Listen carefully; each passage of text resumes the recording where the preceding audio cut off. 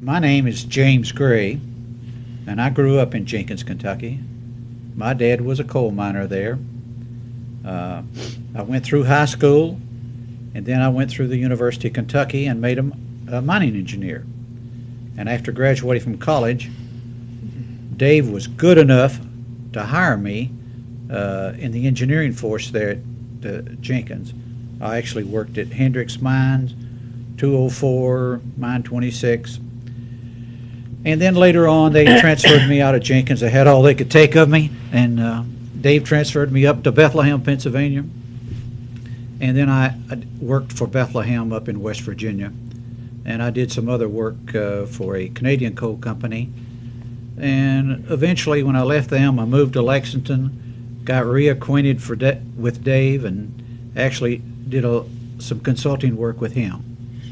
And as I understand it, my reason for being here today is to interview Dave Zegeer and get him talking a little bit about Jenkins and his past and what all he's done in the mining industry and all that. Now, Dave, I'd like for you to tell the viewers here what your name is and where you were born. Jim, first of all, from what you told me, you said your purpose in being here is to keep me honest, so I guess I'll have to be somewhat honest. I do know most of your lies now. I do know that. Yeah. Well, my name is David Zegeer, and I was born and raised in Charleston, West Virginia. And I went to the West Virginia University in 1940 and was in the engineering program, and I didn't know just what type of engineering I wanted to pursue. So I went and talked to the head of the School of Mines, since I was from southern West Virginia, and he convinced me that a career in mining is probably the best bet for me. And so from then on, I've had no regret. Of course, then the war came, World War II, and out of a large class, only two of us stayed in school, and we got out in 3.5 years. Went through the summer of 43, and so we graduated in February 44, in the midst of the war. So the other fellow, Tom Howard and myself, were the only two graduates in the School of Mines. We both went to military, and I was in the Army Corps of Engineers, and in March of 1946, when I got out of the Army, I had to pursue a job, so I contacted the former dean of the School of Mines, who at that time was the chief engineer of Consolidated Coal Company. And he said they were developing the coal properties in East Kentucky, and they needed some mining engineers in case I would agree to go down there. So that sounded very challenging, so with my bride, we went to East Kentucky probably for a year or two just to get my feet on the ground after the military. But we fell in love with the place. We just enjoyed life in Jenkins.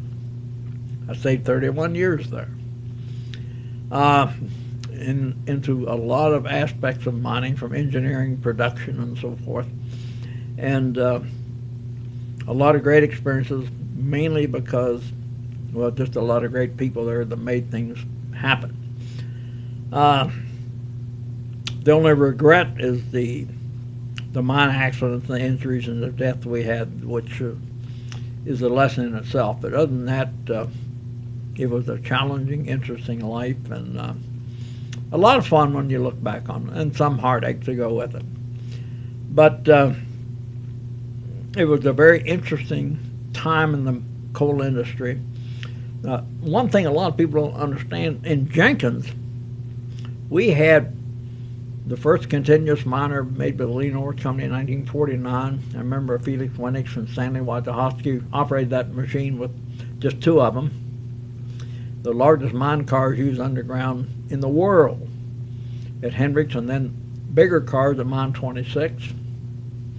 The innovation of the air slide principle of rock dusting was innovated there. The first roof bolting in coal mining in Jenkins, down Marshall's Branch, 1949, I think it was. So there's been a lot of things going on there that you can't match no matter where you went.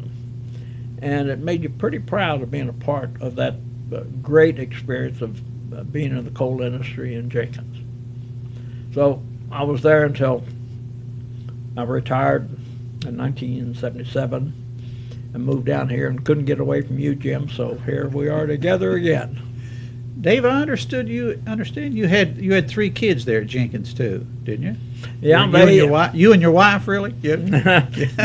they all went to school there. Occasionally somebody would say, "Why don't you send them off to some academy somewhere?" I said, "No, they're my kids. I want to keep them as long as I can." So we kept them until they're 18 years old. Then they went on to further their education. But they all went to school there and had great teachers. Chaucer Taylor, I remember her. Ms. Botto, a lot of great teachers there. They gave our kids, I think, a better education than they could have gotten anywhere else. That speaks well of Jenkins. Oh, it was just a terrific place to raise children. Oh, and after your 31 years in Jenkins and you moved to Lexington, did you work as a greeter at Walmart, or what'd you do? Jimmy won't do it. I came down here, and about a month after I was here, some coal operator from West Virginia said, "Well, you've rested long enough. It's about time you went to work again." So I started evaluating coal properties and getting involved in mine health and safety, and was a party to investigating mine explosions in South Africa and Canada. Well, you went with me up to Nova Scotia, Australia, a mine explosion there that we were part of the investigating team, and you were with me there.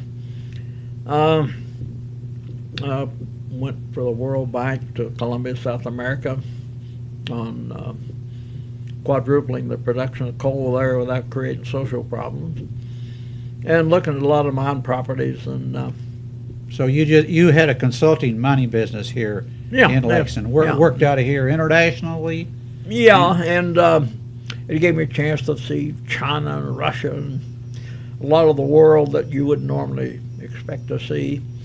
But then in 1983, as the politicians say on TV, but they say they got called to Washington. Well, it's not that way, but I got interested after a second go-around on politics and got involved in the Department of Labor as the Assistant Secretary of Labor, which was the Director of Mine Health and Safety throughout the country.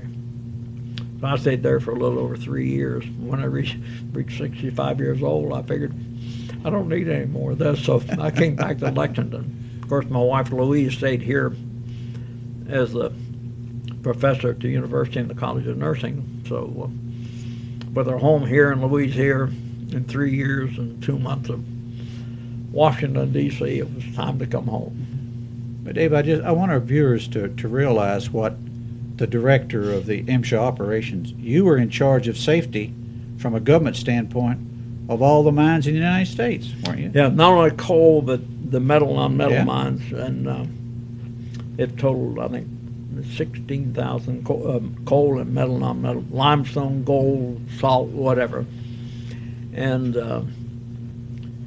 there were at that time about 600,000 people working in the mining industry in this country. And it was a great experience just to get to California, get to Nevada, see gold mines, see salt mines in Louisiana, and copper mines in Arizona, and a lot of coal mines in this country. And it was a rewarding experience for me.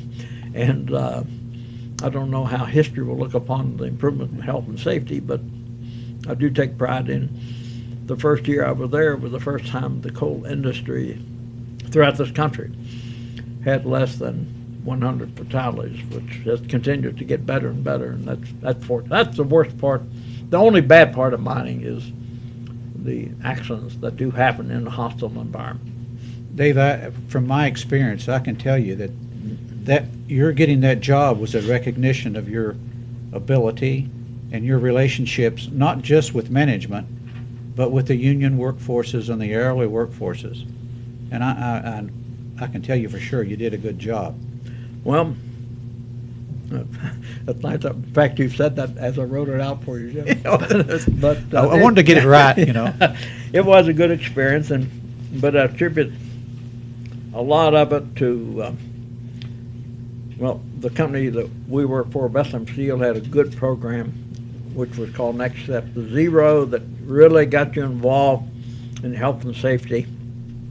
And then knowing the people that, we had one time up to 1,400 employees in Jenkins. And knowing the people personally and being involved with them in social clubs, Kiwanis, and the church groups and so forth, when somebody got hurt or somebody got killed, it got real personal.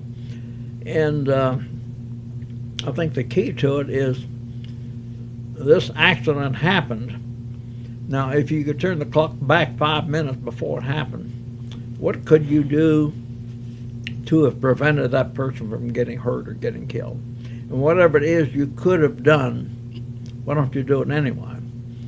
And the other approach was, if all the employees in that mine were your own children, your own daughters or sons or brothers or whatever, and their life was at risk because of that hostile environment, what more could you do to help prevent that accident from happening? And I think that's a lesson I got in Jenkins, to help instill in people a desire to prevent accidents. But the secret to it is, how do you do it? How do you get it done?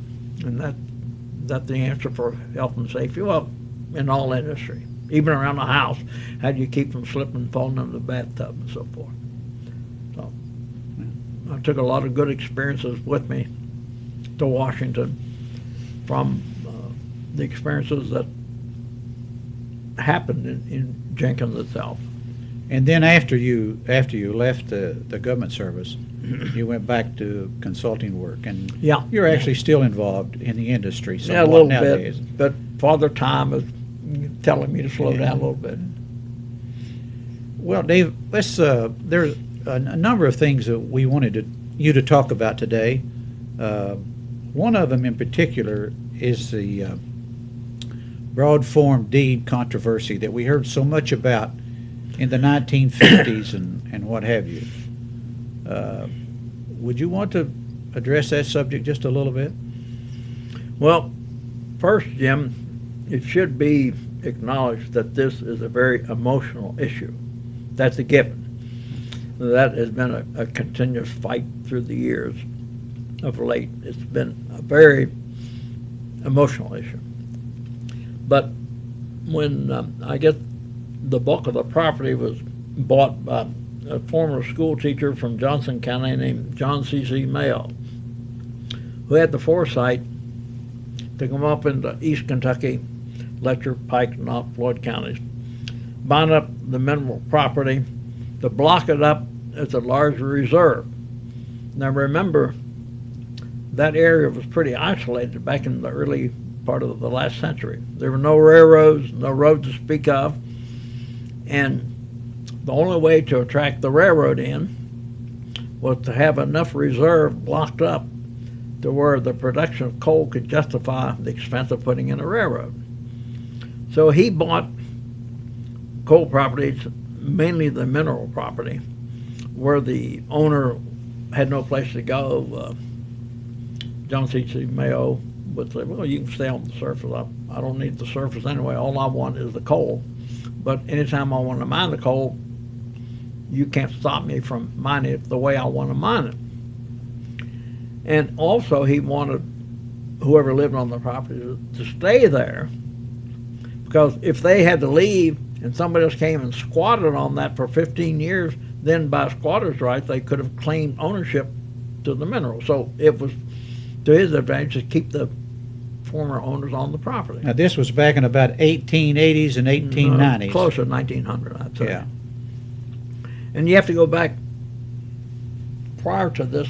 How did the owner acquire the property themselves to where they could sell it to John C.C. Mayo?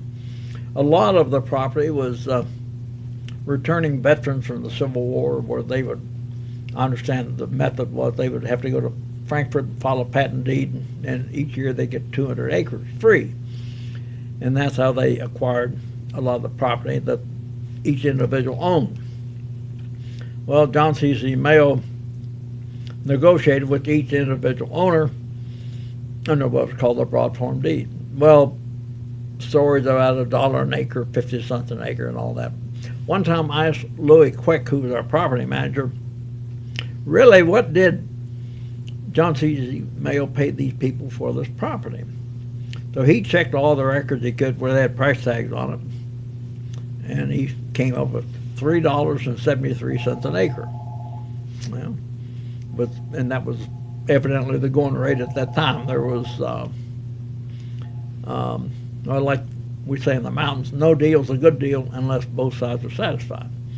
So that's how he acquired that. Of course, he's taking the $3.73 and put it in the bank at, say, 6% interest for the past 100 years. Today, that money would be worth over $1,200.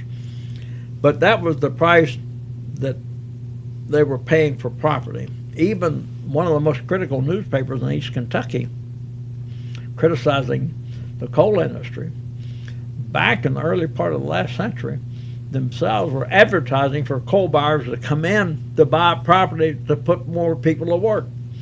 Even I saw a TV program on Devil Anse Hatfield and the Hatfield-McCoy feud, and a man named Klein, C-L-I-N-E, who together during this era tried to attract people into southern West Virginia to buy coal property, to buy timber property, to put more people to work. Well, that was part of the history of how Consolidation Coal Company acquired the property in and around Jenkins. Of course, they invested $40 million to build Jenkins. The power plant, the houses, the stores, everything. $40 million bucks. Of course, they went bankrupt twice during that time. And looking back on, I think they would have been smarter to invest the $40 million in Miami Beach or someplace like that. But that was their choice because there was a demand for coal, and East Kentucky has good metallurgical coal, low in sulfur, low in ash. And get back to the broad form deed now. The controversy of that evolved when the coal companies tried to exercise their right to remove the coal, and some of the property owners didn't want them to mine it, or the property owners were afraid they weren't going to get paid, or what was that? They didn't want the surface disturbed. But the mining companies, now here, as of, I think, the last 15 years or so, you as a mining company cannot mine your coal and disturb the surface unless you have the surface owner's permission, which means you have to pay him to mine your coal. Yeah.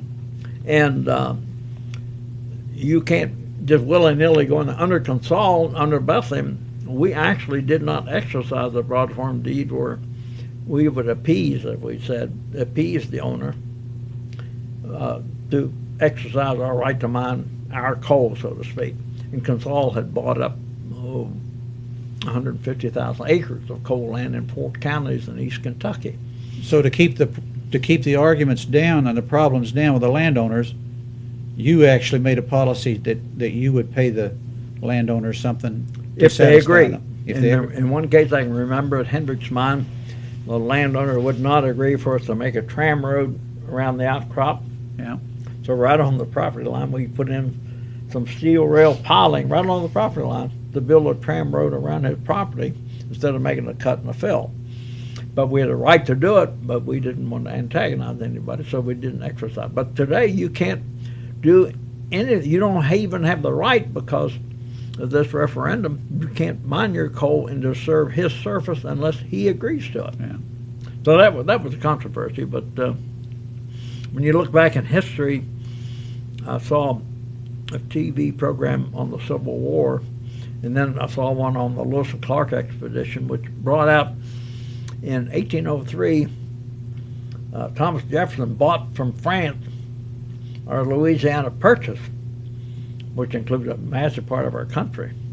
And what did he pay France? 3 cents an acre. 3 cents an acre. Now, what if France today said, hey, We didn't know you were going to find all that oil down there. We didn't know you were going to do that. We want that back. Or I'm testing my history now, Jim, Yep. but Seward's Folly in 1870-something, where the secretary of something in Washington, a fellow named Seward, bought from the Russians our state of Alaska. What did he pay? $7.2 million for Alaska. Now, what would happen today if the Russians said, hey, wait a minute, we didn't know you were going to find all that oil there. We want this back. You bought that at a real cheap price. Well, we did. Yeah. But we bought it fair and square, and so it's ours. Even the, you reflect on the Homestead Act in Oklahoma, where they lined up and they took off, and wherever you drove a stake and claimed the land, you could get so many acres if you worked the land and so forth, free of charge. But the broad form deed was an instrument that John C. Mayo used to block up coal reserves to justify the railroads coming in. And even in Jenkins and Letcher County, it was not until the mid-20s that you had a road, a highway built, highway as such at that time, built from Pikeville to Jenkins. Most traveling was either by railroad or up the creek bed. But you had to have the reserves blocked up to justify, to attract the railroad to spend millions of dollars to come in to haul the coal out. That's briefly the history of it. Enlarging on that point a little bit, I understand that Consol eventually had something over 100,000 acres. 150. 150,000 acres here in eastern Kentucky.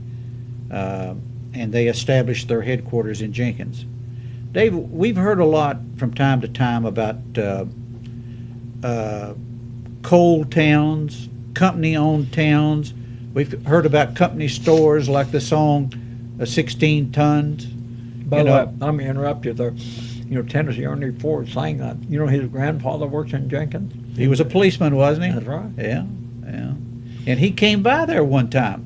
I recall when he was seeing him there in Jenkins. When we didn't get a lick of work out of the office. Yeah, For the well, rest of the day. it was something to see Tennessee Ernie Ford walking down the hall there. Yeah, he brought his son with him. But anyway, I'm aware that in places where you don't have an infrastructure of, you know, roads, cities, schools, police force, water systems, sewage systems, somebody has to do that.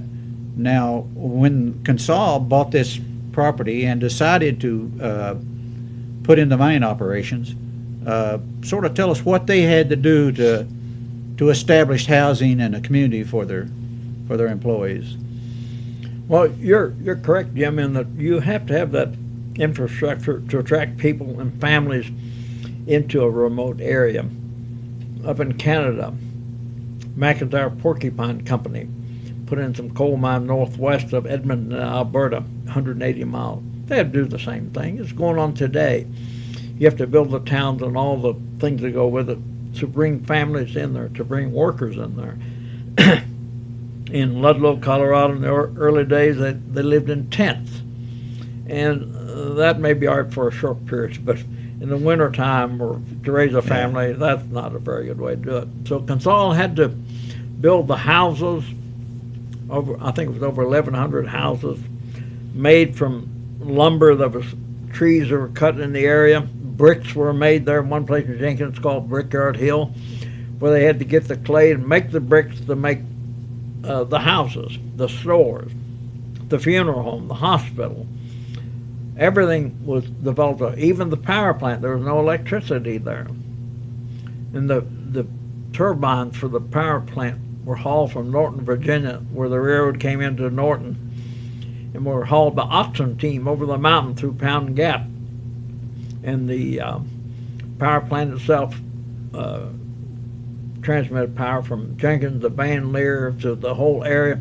We had over 70 miles of power line to feed not only the mine but the people in the area. And you had to provide all those facilities, and it was a captive town. But you can criticize it, as some might, but how else are you going to accomplish what was done when you had massive reserves of coal of good quality, where there was a demand for it in the steel-making business, especially at that time. And it took miners, which were not abundant in the mountains, so they had to go to Ellis Island to attract the immigrants coming from Europe. They had to go to Alabama, Mississippi to attract people up there. Any place they could find potential miners, they brought them in, and they had to set them up in housekeeping. You had to provide them groceries, had to provide them all the services that you expect that come from that. Why? Tell us about the use of scrip. How did that come about? Well, the area was remote, and if payday was Friday a week from now or Saturday a week from now, and you were out of money, and you had no money to go buy groceries. Was there a bank in Jenkins at that time? There was a bank in Jenkins that went down the tube during the Depression. In fact, I had a $10 banknote that had on it Jenkins, the bank at Jenkins, Kentucky, and I think it's in the museum in Jenkins now. But when people had no money, and the equivalent, let's say, to a cash advance, and you want me to loan you money to buy groceries, well, the companies had scrip, which had the company name on it. I would give it to you, and you could use it at my store to buy your groceries. If you wanted to go across the mountain to Northern Virginia, they may not take my scrip. So the only way you could buy something else in Northern Virginia would be to go to this guy or that guy and give him $1 in scrip, and he gives you 80 cents or 85 or 75 cents in cash in American currency. And that was one of the things that gave scrip a bad name. Yeah. But it was a means of exchange at that time with minimum amount of banks in the area and not an abundance of money, and people needed money to buy groceries, and that was the medium of exchange that they had at that time. Incidentally, we have a scrip club, about 400 of us. Ernie Bentley helps me with my scrip collection, and we have people all over the country that exchange scrip back and forth, just like coin collecting. But that's a fascinating piece of business. And you came to Jenkins in about 1946? Yeah. 46. I started work June the 15th, 1946. What was Jenkins like then? Can you tell us that? What was it? It was a nice town, a challenging company. Consol was a great company. They pressed us hard for mine health and safety. They pressed it for production. You had to produce to be competitive with other companies. It's dog-eat-dog business. And that was before the days of television. That's where I learned to play bridge, because there wasn't much else to do. And the Kiwanis Club built a swimming pool, and we had good football teams, of which I understand you remember. In fact, you were one of my Boy Scouts, if I remember correctly. But we had a lot of entertainment after hours that you don't see much of today, since TV and stuff like that is taken over. But it was a good life. We enjoyed the people, the holiday seasons, the camaraderie that we had among all the people there. Dave, let me ask you one other question. It sort of goes back to what we were talking about before, but why was Jenkins built in Jenkins, and why didn't Consol develop some properties someplace else? Why Jenkins, and why right there in that area? Well, it's located close to going across the mountain of Virginia. The coal reserves mainly dictated where you put your operation. Jenkins was the center of the Elkhorn No. 3 steamboat coal, which was a choice steamboat coal for the steel companies at that time, and even today. It's coal that can be used for steel making or even making electricity. Like 55% of the electricity in this country is generated from coal. A lot of people don't realize that, but coal is the producer of electricity more than any other source of fuel.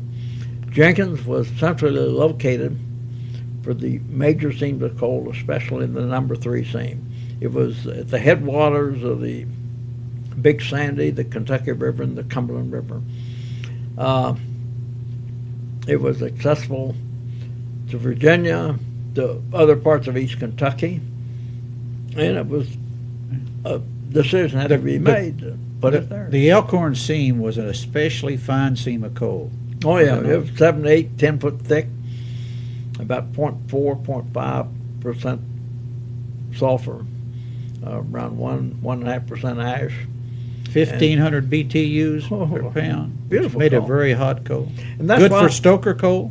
Well, yeah, but you couldn't depend upon the stoker business as much as you could the metallurgical market. Now, U.S. Steel, Lynch, Bethlehem and Jenkins, Republic Steel, Elkhorn City, Inland Steel at Wheelwright, Summit Salt Bay, and Wolf Pit.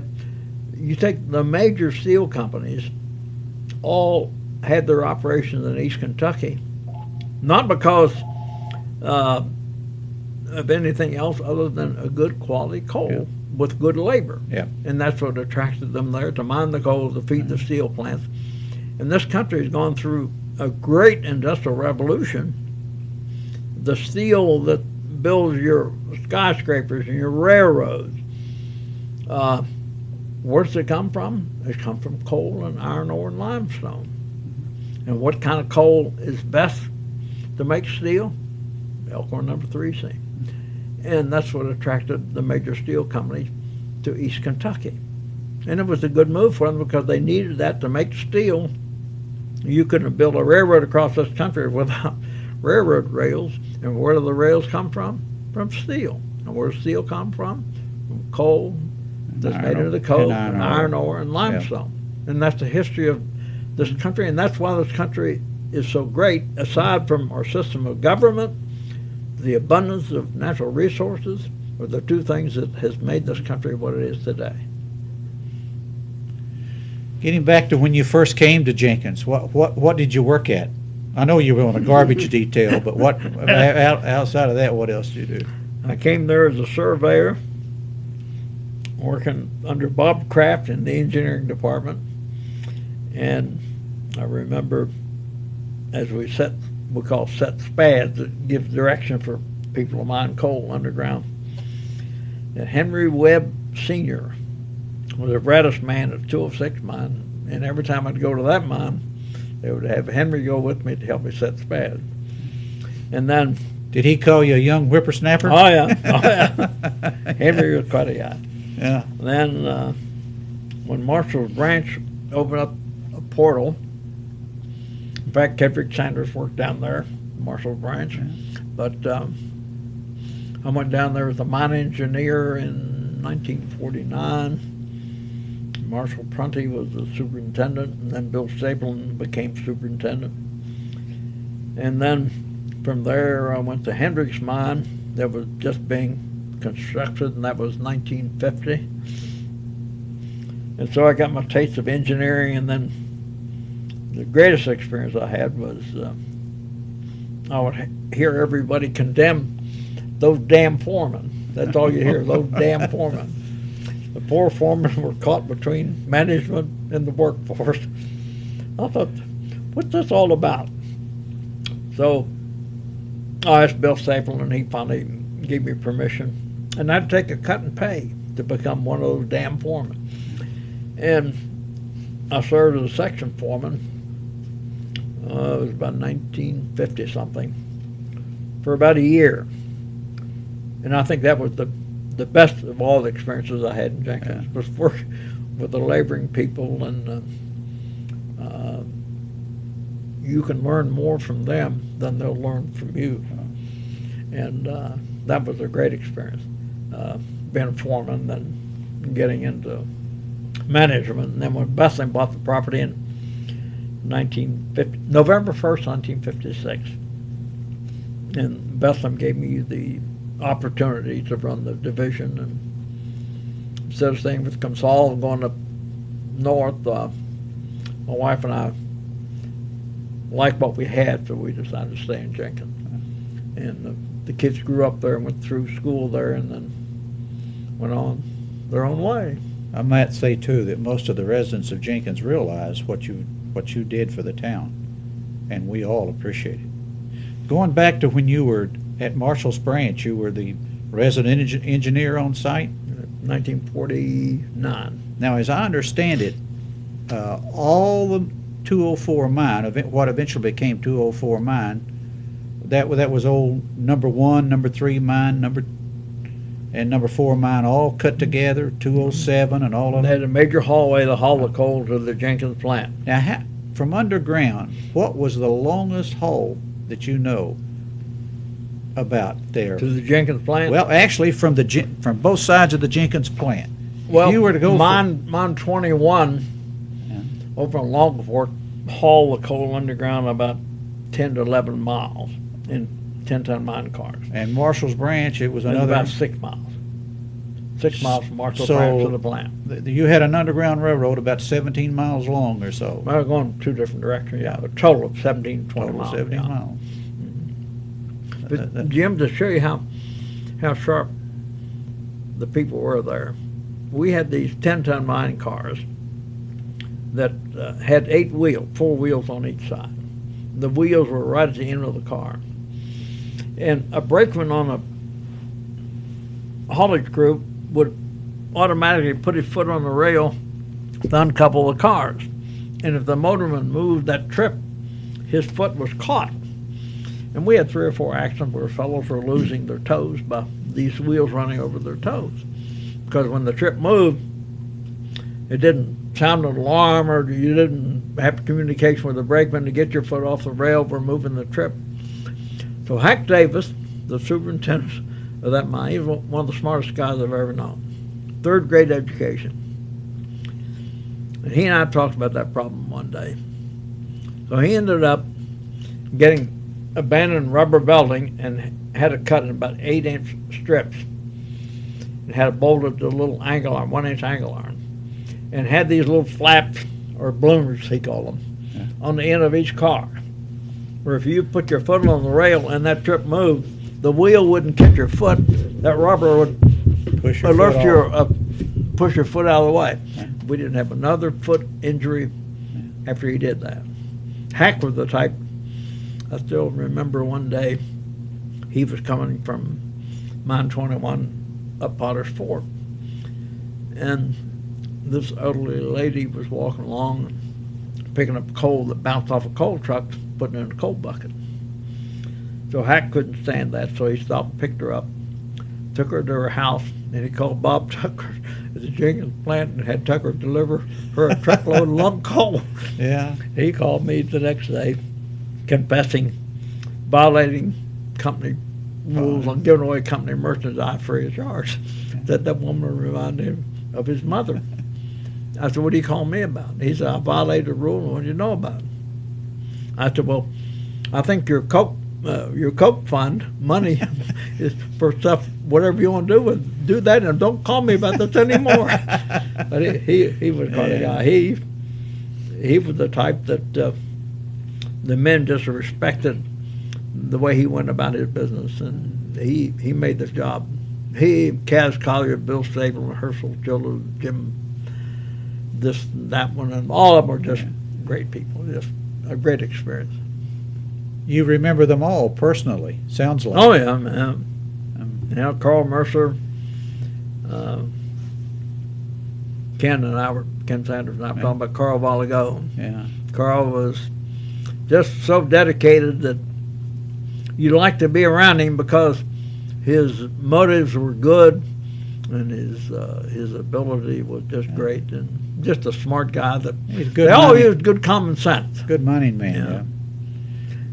You know, one time, Jim, we had 900 and some employees, and they talk about how great education is, which is right.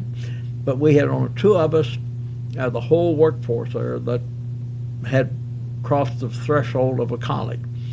We had only 2 college graduates with about 1,000 employees. but smartest people you ever saw. Yeah. Smart, common sense. I've told you often, I thought Bob Blake, who worked there for you, Yeah. was probably the smartest single person that I ever really worked with. Well, he got a couple patents on some innovations Yeah. at the Jenkins plant, and he really had a mechanical mind, Oh, yeah. just like Damon Duncan out the shop, who built a lot of machinery that was never thought of before, like roof bolting. Yeah. The first roof bolting machines in the industry were built in Jenkins, taking the old timbering machines, these Baker Rawling timbering machines, and converting them to drill holes in the roof and put in the roof bolts. And at that time, the procedure was water to go through the drill stem, and then we had dust collectors on the roof drill, and acknowledging the fact that we had a dust problem in drilling, the same as you did in cutting coal. You had dust problems, so you'd use water, you'd use dust collectors, you'd use chemicals. And even today, the criticism of dust in mining, well, you've got dust there. You can walk along a trackway in a mine and you'll splatter dust as you walk. But if you could eliminate it, any prudent operator would do it immediately. But it's a technical problem on how to eliminate dust, whether it's coal dust or slate dust or calcium or whatever it is, how to eliminate it. There's been a lot of progress made in that, but it's still not a perfect world, and dust is still there, and you try different methods. The short wall system of mining at Hendricks Mine rendered the best dust situation, because as the miner cut the coal, dust went straight to the return, and you had no employee that was in that dust content. But you had to, of course, keep re-rock dusting those airways because of the float dust from the continuous miner. Even though you put water on the machine, you use chemicals, but you still had a lot of dust. Dave, I want to revisit the period of time when you first started working there in Jenkins. You know, that was really when the mechanization of the mine started. Mm-hmm. And that displaced a lot of people. Would you want to talk about that just a little bit? Well, back in those days, mining was pretty tough, mostly hand loading. A lot of accidents, a lot of slate falls. When you're hand loading, you're right at the face where every cut of coal you take, you're exposing roof conditions the man has never seen before. And rock falls, wasn't until the 40s or 50s that this country would have less than 1,000 fatalities due to roof falls. And putting machinery in would do two things. It would make mining safer and pay the workers a better wage than they were getting. Like in the early 40s, I think a shuttle car driver earned about $7 a shift or something like that. But even the union, John L. Lewis, wanted mechanization so that those who still were working would earn a decent wage. So John L. realized that when the mines became mechanized, they would need fewer and fewer men. Fewer men, but they would be paid better wages. Mm-hmm. And then in the 40s, 46, I think, 47, they started the medical welfare fund at 5 cents a ton, and they kept growing. And that was for the health and safety of the workers themselves.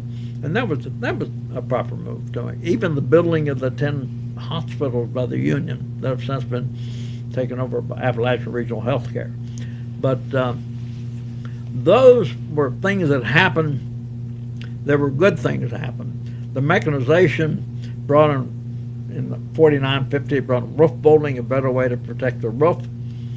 This whole country went for over 100 days. When I was in Amsterdam, I remember this, that went over 100 days without a single roof fall fatality in the whole country.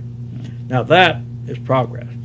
The use of loading machines, shuttle cars, and then came continuous miners in the late 40s, early 50s. The leading miner, coal moles, and so forth. And then picking up ideas from the Europeans, going to long oil mining, and that does a couple of things. It's a safer method of mining coal with longwall.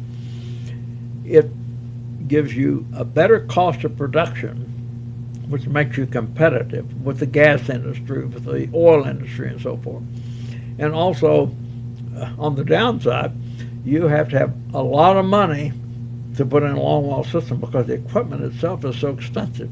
And then you have to have a lot of reserves to justify putting that equipment in. And there's about 60 or 70 longwalls in this country, and they're good producers. They're safe, but you got to have the reserves and the money to put it in. In the late 1940s, that's when we began to see vacant houses in Jenkins. Is that? Oh yes. Is that you? As the number of employees kept reducing, I know when Bethlehem bought the property from Consol on November 1st, 1956, we had 941 employees. And as some mines worked out, we started mine 27 and mine 29, and then went down to Pike County with mine 26 and so forth. And we kept a pretty stable workforce, but there were still people moving out of the area because in the early 40s, Consolidation Coal Company had over 4,000 employees. Of course, that was the hospital, the grocery stores, the ice plant, the mortuary. Anything was run by the coal company. So in the early 40s, Over 4,000. Consol that really owned Jenkins had over 4,000 employees. Yeah, I think 4,300. And how many of those 43 were actually involved in the coal mining? Oh, I don't know, Jim. I'd say probably Less than half? two-thirds. I'd say two-thirds of them, or half maybe. And the rest of them were people that did the support work for them. Repaired houses. Saul Yep. Looney had the crew that repaired and painted houses, and then Dr. McClure was the hospital, and he delivered my first son, by the way. And then they started selling the houses in the late 1940s. yeah, so much per room. And so Consol finally got out of the Yeah, business of owning and running the town of Jenkins. You just couldn't do it. I mean, you couldn't pay these guys high wages and collect $11 rent, and you send them up there to paint a house or repair a house. You can send $2,000 or $3,000, and I think my first rent was $11.56 a month. There in Jenkins. Yeah. And you just can't do that. Yeah. Yeah. Business-wise, no matter what your heart dictates, your head says it ain't going to work. Yeah. So they were smart in divesting themselves about all the houses and properties And all the businesses. I think the stores were all run by Champion stores out of Fairmont until they finally divested themselves of the stores. Was Champion a branch of Consol at one time? I think it was a part of Fairmont Supply or something. Yeah. It probably was connected some way, yeah. And then in, you say 1950, to replace the coal that was being depleted in the Elkhorn seam, like at 204 or 214, Consol opened Hendricks mine? Hendricks, it's 1949, 1950, yeah. Yeah. And then from there, put in some smaller mines in the Dunham area and other seams of coal. In fact, I think you worked in that thin seam up above the Jenkins Yeah, the plant. Whitesburg seam, I remember it well. Yeah, I remember very that, local. Yeah. And then we put in mine 26 on Pigeon Creek, and that capital investment was a little over $10 million to put that mine and plant in. And that was an operation that we had the luxury of the money available and the time without pressure of doing things halfway. And that in itself was a great experience. Then we were having mines like mine 21 working out. Mine 20 was working out. So we put in mine 29 down on Caney Creek near Pikeville. But we did it pretty much from the seat of our pants using recovered equipment and salvage preparation plant equipment and so forth to build it with their own operation. Then we had a small mine up on Beefhide called Mine 25. I took pride in the fact that in the whole operation for the life of that mine, and it was coal that was left by the old days mining because we didn't have roof bolting and so forth then. But this big block of coal that was mined as Mine 25, we had only one lost time accident, and that was where a fellow stepped on a block of coal that big. In fact, I have that block of coal here somewhere. And he stepped on a block and broke his ankle, and that was the only lost time accident in the history of that mine. But I took pride in that, and I kept that block of coal to remind me that you can get hurt in the simplest way possible. Going back to the time when Bethlehem bought Jenkins, did they make a lot of changes, or No. they left that up to you to do? No, when Bethlehem bought the property, of course, at first, they bought the property for reserves because they needed coal to protect their steel plants, and they had enough production in West Virginia and Pennsylvania to keep them going. So they bought this from Consol that was getting out of the stoker business because the market was getting lesser and lesser. But they bought it $20-some million, I think it was, and they bought everything that Consol had except Van Leer. And George Sargent was the president of Consol, and he stayed with Pittsburgh Coal. Jimmy Witt stayed with Pittsburgh with Consol, went to Fairmont Supply Company. Maybe one other guy stayed with Consol. They offered me a job in Ohio in the Hannah Coal Division. But as I said a while ago, I knew what I had in Jenkins, but I didn't know what was up there. And I liked what I had in Jenkins. And my wife liked Jenkins, so we decided to stay there. But we didn't change a thing. I guess I served part of my time as the town psychologist because people were so upset because all they knew was Consolidation Coal Company since 1903. And that's all they knew. That is a big change for and here them, the big steel company was coming in with their forces, and they're going to tear the place all to hell and Had all to that. paint everything orange. Yeah. Omaha Orange is our mine equipment. But no, there wasn't a thing changed. They dumped it in my lap. So we just made the best of what we had. Dave, I know that you've been very civic-minded. Tell us some of the things that you feel good about having done in interest for the city of Jenkins, including helping finance the school expansion there, the building expansion at Jenkins. Well, that was when the school building was needed, the money was needed, a bond issue had to be voted upon. We didn't want to make it public, but Bill Eads, our chief engineer, and a few others headed up the campaign. They had maps of every house in every town, who would vote for the school, where you're going to waste your time, and so forth. And they worked that election like these politicians today should work an election.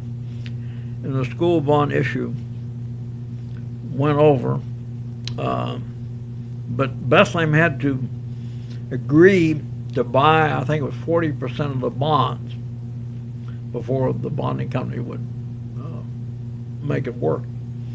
So people worked behind the scenes to make this happen, and the new school was built, and then I understand there's a controversy over the termination, or when the bonds are paid off, just to lower the taxes and all that. But well, I understand that you were instrumental in getting Bethlehem to buy the bonds that were necessary to get the funding.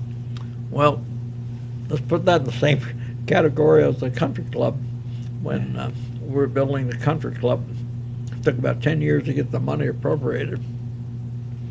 And it was amazing how nice it was with a 9-hole golf course. I never played golf, but appreciated the purpose of it. But one time we had a fellow from let's say out of state, who was here criticizing us for building such a lavish clubhouse there. And I'll never forget his remark was, the people in Scarsdale, New York have nothing any better than this. And my remark, which just about got me fired, was, the people in Scarsdale aren't any better than our people here. So that didn't go too well, but we built it. And Fish Pond Lake, I think, is a recreational place that some people enjoy, but people don't realize that Fish Pond Lake and the road around the lake is an old strip mine, coal strip mine. Raven Rock Park, which our Kiwanis Club took responsibility of, or took credit for, building a roadway out to the overlook where you can stand on that cliff and view Kentucky to the west. Yeah, but you furnished the dozer and the operator and the fuel for it. And you furnished the pipes that went on the guardrail and the rope. So I know. I don't think you're in trouble now. Yeah, I know you. They can't get you now. There is no Bethlehem Steel now. But there was. You know why that was done? Yeah. Dr. Perry, whose wife had come from, I think, Mount Sterling or West Liberty, Kentucky, told me one time. She said, "Dave, I've been in Jenkins so many years with TM, Dr. Perry, and I've never been to Raven Rock Park, and I hear people talk about it, but I can't go now because I have arthritis and I can't walk." And I think that is the reason why a group of us got our heads together and said, Dr. Perry has been good for this town. He delivered probably 5,000 babies. Let's put a park in. So we built the road, about a mile of road going around Pine Mountain, put up the guardrails and all that, so Mrs. Perry could be taken up there in a car. But that's what got it started. Fish Pond Lake was good, and just so many things in the area that were done that was good for the community. The swimming pool, the good water swimming pool, that was supposedly a Kiwanis Club pool, and the housing at Church House Hollow, which was, again, on a strip mine bench. I remember one time we didn't have any playground that the kids could use at McRoberts. And Wilburn probably remembers this, but we had no playground, and the old school building at McRoberts was disgraceful. The kids would have to come outside to go to the bathroom and so forth. So when the school bond issue went through, the new schools were being built, and we put over at McRoberts, part of the ballpark was given to the school to build a building, and I got a lot of criticism over that. And I remember Crate Hall was working down their shops, and one night I went down to see him. I said, Crate, what are you all fussing about this new school building going up on your playground? And he said, well, Dave, he said, we've been using that baseball field for a long time, and we hate to give it up. I said, but these kids need a new school building. He said, yeah, we know that. But Crate and some more of them had got Carl Perkins to get on my rear end, give me the devil for doing that. So I said, well, Crate, all you need is, what, more playground? He said, yeah. So Hack Davis, I think, took three different sites at McRoberts and leveled them off to make playground. But I don't think they ever used them. I think they kept playing where they had been around the school. Yeah. But with Hack Davis, he built that road from McRoberts to Dunham, going over the hill to shorten the drive distance for people.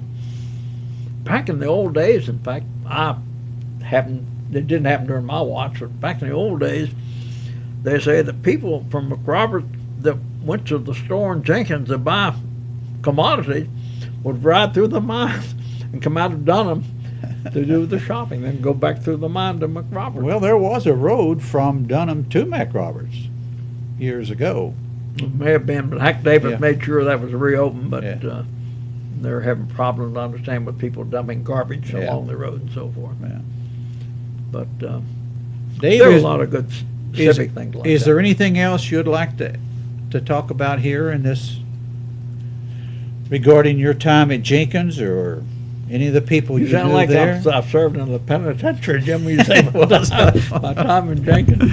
Well, I don't know everything about you now. Oh, I have my good- suspicions. Good that you don't. Yeah. Buddy Anderson wanted me to ask you a couple of questions, but No. they'll come later. Yeah, buddy. Yeah, he's a character. Yeah. But no, I'm glad to see the town progressing. The new library building there. I remember back 40, 50 years ago, we had that Dorothy Canfield Award for the best small town library in the country. And that's when Mark Svetnik built all these bookshelves in the below our office building. We gave that whole space to the library, and then they expanded quite well from that.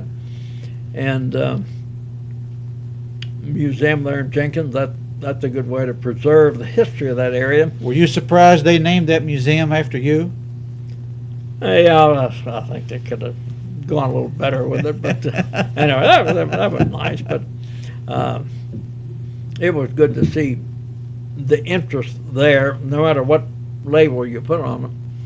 In fact, the rest of the stuff I have, the pictures that you laboriously put together on the different mines and operations and so forth, I have all those pictures. I've had them down here for 25 years, and I keep thinking, why am I holding on to those?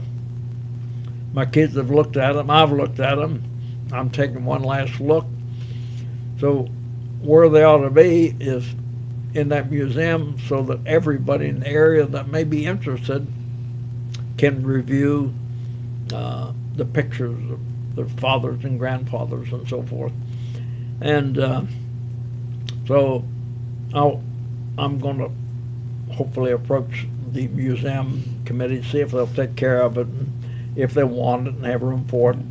And on the pictures, there's so many pictures in there that you well know that people will want a copy of my uncle this and cousin this and so forth. But there will have to be a method there at the museum of reproducing.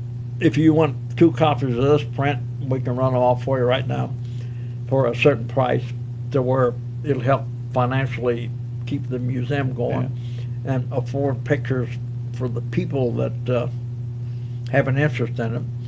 And then there will be books and albums of different things. One book on the history of Consolidation Coal Company, how it was formed and how it started out in Jenkins. Again, $40 million back then. Yeah. But the school system, I'm glad that my kids went to school there. I'm glad that they had that chance. The Methodist church that we went to is quite a institution itself. I run into a lady named Margaret Evans, whose father was Hollyfield, who worked in the accounting department in Jenkins. And she donated a 6-foot panoramic picture of downtown Jenkins in the old days. She donated that.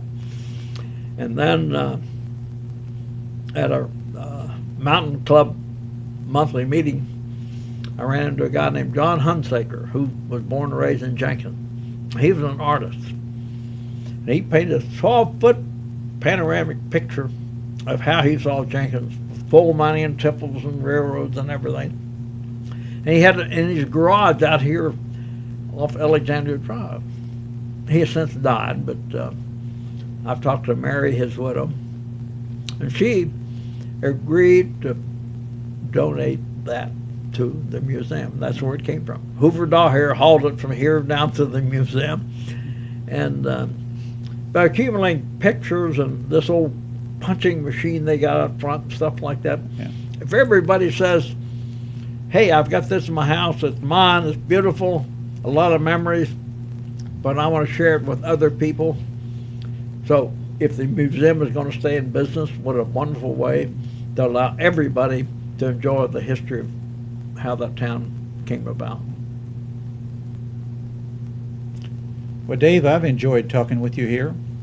Maybe some of these other people here may have some questions for you. I know Ked Sanders is here. He just stepped out of the room. Wilburn Hall is here. Maybe Wilburn might have some questions. Well, I go back, Jim, to the age when I would go to the different mines, the superintendent would introduce me to this guy and that guy, and I say, well, you're Sam Rose's grandson? Yeah, Sam Rose was my grandfather. Or Farrell Bentley? Yeah, Farrell was my grandfather. I thought, holy cow, I'm meeting all the grandchildren, so I think it's telling me something. It's time for me to leave. But the best salvo I can give you for Jenkins, we were at a mining meeting in New York. Another couple, and my wife and I, went to dinner at a place down in Greenwich Village called ASCI, A-S-C-I, where the waiters and the bartenders and everybody were potential opera singers.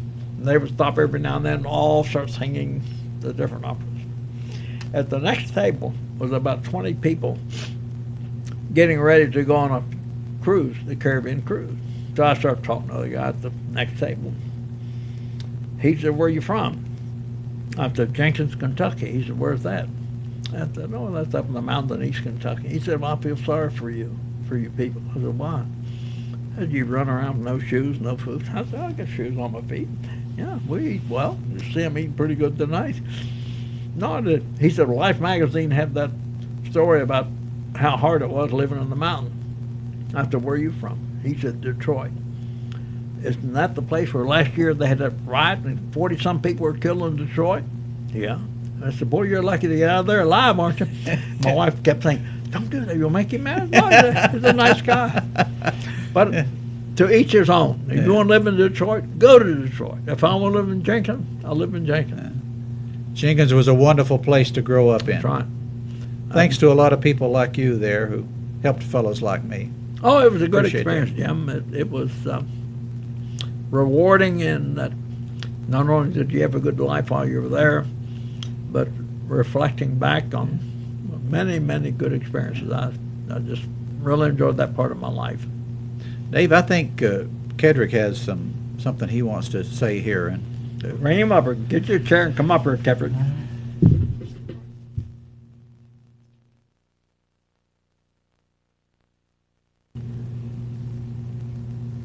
Hello, I'm Ked Sanders, and I'm here today not only to visit a dear friend, but to present a special award to Dave on behalf of the City of Jenkins and the Jenkins Festival Committee and your many friends in Jenkins, Kentucky. But first, I would like to reflect on my association with Dave, which began 40 years ago in 1963. I was a young man of 21, fresh out of the Army and with no direction. I would probably have been like thousands of other young men who were forced to migrate out of the mountains because of the lack of job opportunities in our region. But fate intervened, and I got the greatest opportunity of my lifetime. During that era, getting a job with Beth Elkhorn Corporation was the equivalent of being elected to Congress. Immediately, I recognized this event as being more than just a job. It was an opportunity to develop a career in the coal mining industry. With Dave Zegeer at the helm, hundreds of young men and women were able to develop their careers to the fullest potential. Dave took a personal interest in all of his people, and I was always amazed at how he could remember the names of hundreds of his workers, their spouses, and their kids. He was never one to put anyone down. He was always there to help us build our careers and our lives. Everyone around him became better because of his powerful influence. He had a knack for taking very average people and building them to more than they ever dreamed that they could be. In the mining industry, Dave was there not only to witness a transition from manual labor to mechanized mining, but he was there to actually promote and develop the systems that are still being utilized today.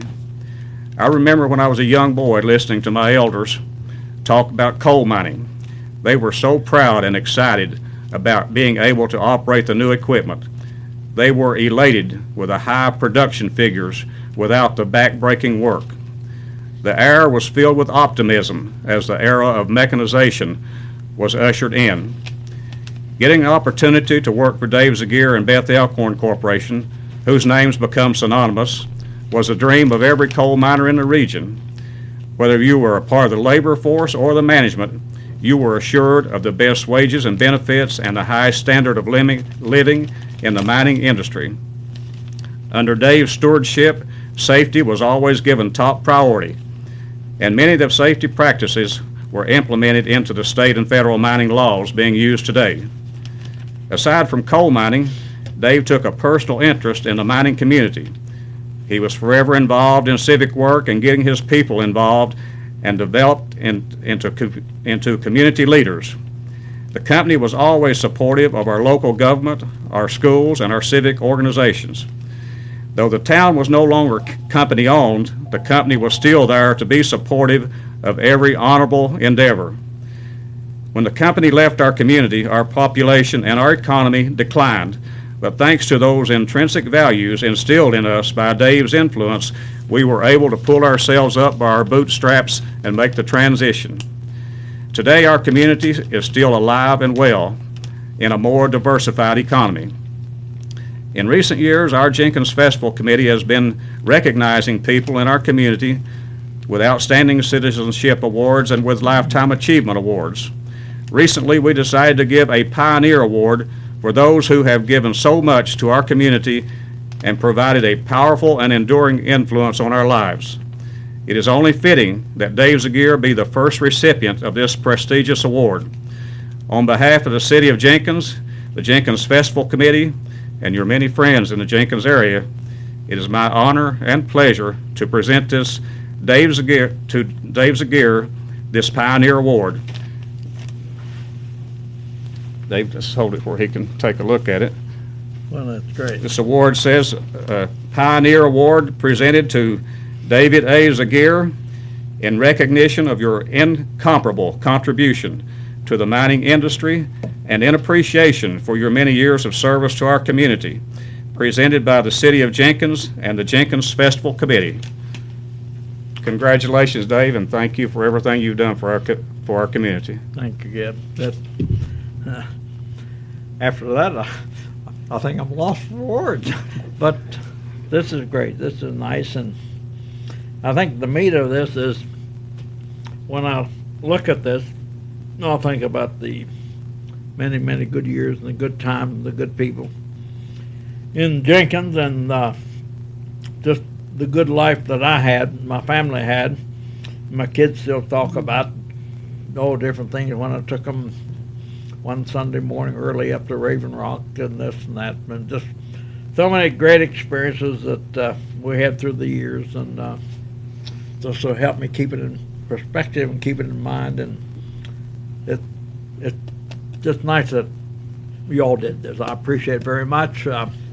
Appreciate, well, just being in Jenkins like I did live there by choice for 31 years, and I'm proud of the area, I'm proud of the people, and proud of the things that they did to help me, and so many ways that they helped educate me beyond what you could learn at a mining engineering college. One story I'd like to tell, Ked. I remember a guy named from Beefhide Creek named John Melvin Addington, and I guess it's all right if I tell the story on me and him. When I was a section foreman at Hendricks Mine, John was a very good machine operator, and he was always right up to the next cycle, always ahead of everybody else. So, being a fresh young whippersnapper, fresh out of college and fresh out of the Army, being a robust section boss, being very efficient, I went up to him and said, John, you and your buddy go over here and rock dust number 1 and 2 entries. We had to rock dust by hand on those because the dust would go over the section. If you use the machine, you dust out the section. And the machine operator was the highest paid man on the section. He was the one that set the pace. And he said, you want me to go rock dust? And I said, yes. You take your helper, Jesse Hale, and you all go up and rock dust 1 or 2, which means busting the bags and sprinkling it on by hand. So he said, okay, it all pays the same. So he went and rock dusted those two places. Well, from then on, he didn't cut very much coal. He was always real deliberate in everything he did. He became the bottleneck. So I thought, I sure talked myself into a problem here. How do I get out of this? Of course, the men of the section were kidding him, calling him the rock dust man, and just enough humor just to embarrass him. So how do I get out of this? So he taught me a good lesson. But finally, I made up my mind. I went up to him and said, John, I'm amazed how well you run this cutting machine. Would you show me how to run a cutting machine? I've always wanted to run an 11 RU cutting machine. He said, you want me to show you? I said, John, I don't know a thing about them, but I would always been fascinated with the way you operate them. Would you show me? He said, well, buddy boy, get in the deck here. So I got in the deck, and he showed me how to roll the boom and sump in and run the cutter chain and all that, how to pull out and shear the place and so forth. I felt pretty good about it. I was a cutting machine operator. But from then on, I didn't have any trouble with him because I'd embarrassed him, but I had enough common sense to lower myself and let him show me. And so many people like that taught me many good lessons on how to get along. And those were the good experiences that, well, the Heck Davis story I was telling about him picking up this lady.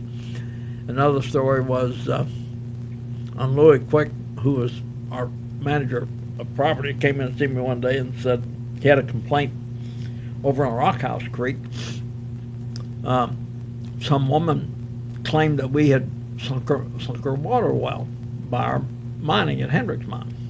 I said, well, Louis, did we sink her well? We could have under a broad form, he could have done it anyway, but we wouldn't do it unless we made it right. He said, no, I checked the mine map, and he said, we're at least a mile away. But he said she only has a 28-foot hand-dug well, and every October it goes dry. Now she's contending that we dried up her well. I said, who is she? He said, oh, she's some widow who lives up the hollow all by herself. I said, Louis, why don't you get Hayes Drilling from over in Prestonburg, Betsy Lane, drill her well, put in a submersible pump, and pump water right into her house. She's never had running water before. Louis said, you're going to get in trouble. I said, oh, she could be your mother, be my mother. They said, all right. So he had Hayes Drilling put in the well, pump water to her house. Later on, he came in, well, it's on. I've had 3 more complaints on Rockhouse Creek. So we started drilling wells for various families on Rockhouse Creek that we didn't sink their wells, but they claimed we did, so we went ahead. But those are lessons in human relations that you get that you don't get out of a textbook. But it was a good life, good experience. A lot of fun, a lot of good people. I even had a boy named Jerry Coy, C-O-Y. He and his brother Darwin were in my scout troop. As soon as I got to Jenkins, I was an anointed scoutmaster. But he was in my scout troop. That must have been about 1948 or 49. Last year, I got a call from San Jose, California. Jerry Coy. He was in Silicon Valley. He thought about Jenkins, the experiences in the scout troop, and just wanted to call me. Found out my phone number on the internet, and just called me, talk to me, see how it's doing. Now that was over 50 years. So those were the rewards that you don't get any other way. Those were the good times. Well, Dave, thank you again for being here today. We really appreciate Thank you, and thank you for this. When I look at this, I'll think about the many good times, and hopefully I'll see that all the other things that I have on Jenkins gets up there in the proper place so everybody can enjoy the memories of Jenkins.